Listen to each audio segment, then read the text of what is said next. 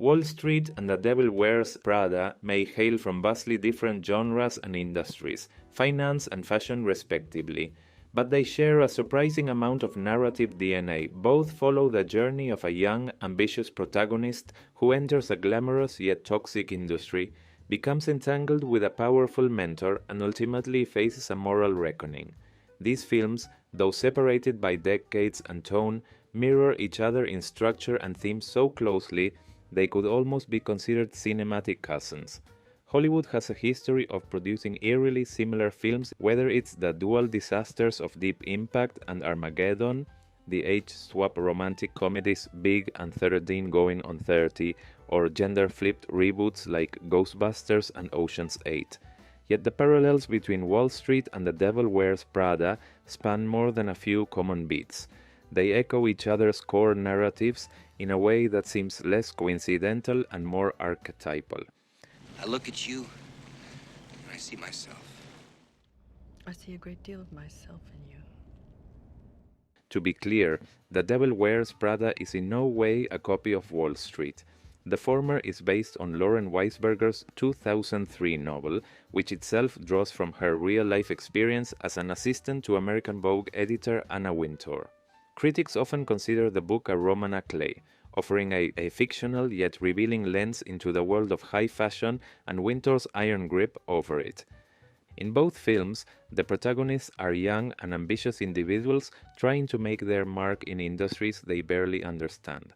I always hire the same girl, but so often they turn out to be disappointing and,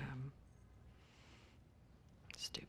Bud Fox is a junior stockbroker in the 1980s New York, driven by dreams of wealth and success.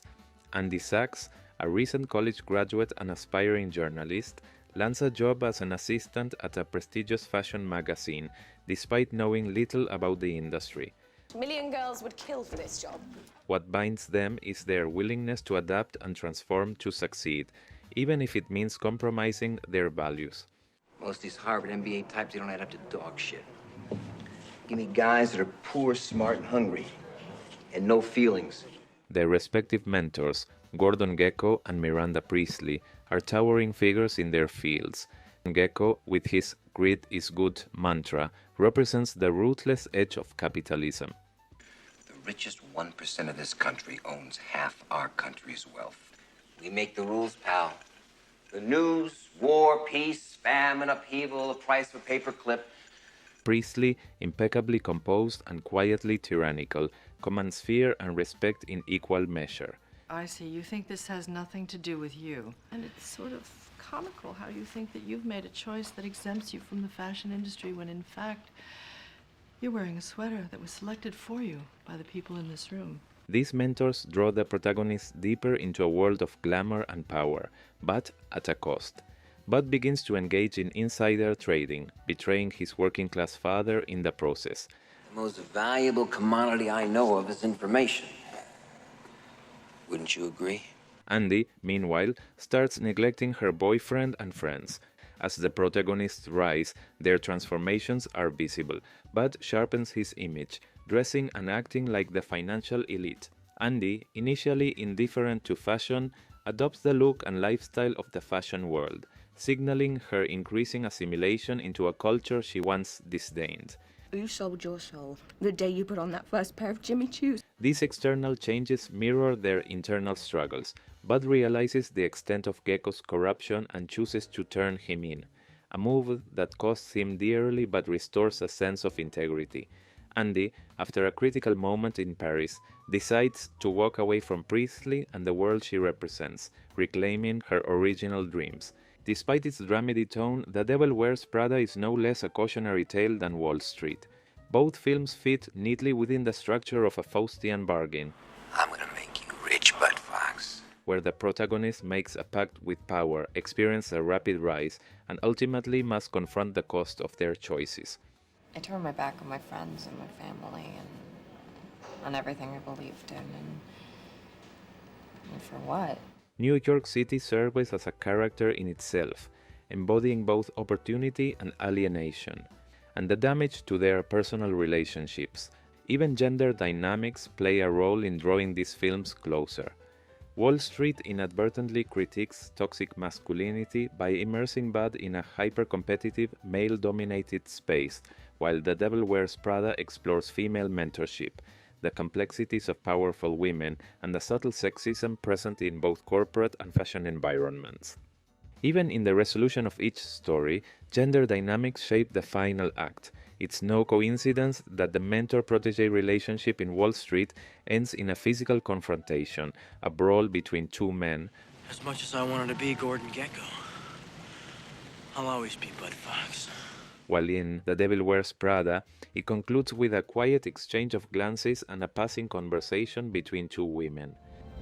I mean, what if I don't want to live the way you live? Oh, don't be ridiculous, Andrea. Everybody wants this. Both films also serve as sharp critiques of capitalism. Their protagonists come from modest or working-class origins, and their families and friends represent more grounded, everyman values. In Wall Street, Bud's father isn't just a foil to Gekko. He's a union leader, a symbol of labor dignity in contrast to the soulless pursuit of wealth. In The Devil Wears Prada, Andy's boyfriend and friends express discomfort with her transformation, reminding her and the audience that success often demands personal sacrifice and detachment from one's roots. And now, nearly 2 decades after their original releases, both films are slated for sequels. While Wall Street, Money Never Sleeps came out in 2010, over 20 years after the original, it shifted focus to Gekko himself, attempting to humanize the once untouchable villain. Interestingly, The Devil Wears Prada is now following a similar trajectory. According to early press releases, the story will follow Miranda Priestly as she navigates her career amid the decline of traditional magazine publishing, which suggests the sequel might take the Wall Street approach, shifting the spotlight to the once dominant mentor figure, exploring their vulnerabilities and personal evolution, while relegating the original protagonist to a supporting role. Personally, I prefer Wall Street and consider it the superior film, albeit by a narrow margin. The acting, particularly by Michael Douglas, is compelling and iconic. The critique of the finance industry is bold, and the overall tone is unflinching in exposing the moral rot at the heart of its world. In contrast, The Devil Wears Prada is more lenient in its portrayal of the fashion industry. It offers sharp observations, but with a softer bite. Still, both films remain thematically rich, entertaining, and eerily similar, like cousins raised on opposite sides of the same city.